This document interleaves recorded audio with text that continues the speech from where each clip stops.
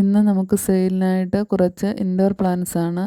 ആദ്യമായി കണ്ട കലാത്തിയയ്ക്ക് 50 രൂപയാണ് റേറ്റ്. ഒരു ഷൂട്ടാണ് കൊടുക്കുന്നത്. ഇതിന് 80 രൂപയാണ്.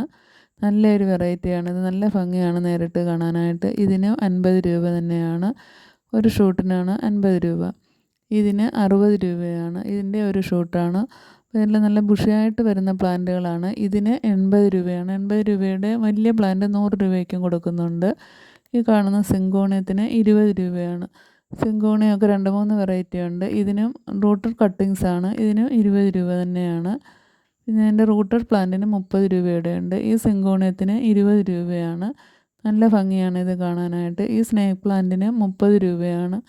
ഇത് നല്ല ബുഷിയായിട്ട് വരുന്ന പ്ലാന്റാണ്. ഫേണിൻ്റെ തൈക്ക് 20 രൂപയാണ് റേറ്റ്.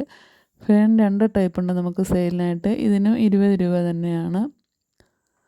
അപ്പോൾ വളരെ കുറഞ്ഞ റേറ്റിലാണ് പ്ലാന്റുകളൊക്കെ നിങ്ങൾക്ക് തരുന്നത്. ഇതിൻ്റെ ഈ ബാംബൂ പ്ലാന്റിന് 10 രൂപയാണ് റേറ്റ്. അതുപോലെ തന്നെ ഈ കാണുന്ന സ്നേക്ക് പ്ലാന്റിന് 30 രൂപയാണ്.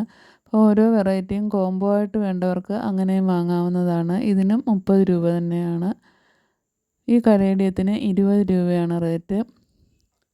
കലേഡിയം കോംബോ ആയിട്ട് വേണമെങ്കിൽ അങ്ങനെയും വാങ്ങിക്കാം. ഇതിനും 20 രൂപ തന്നെയാണ്.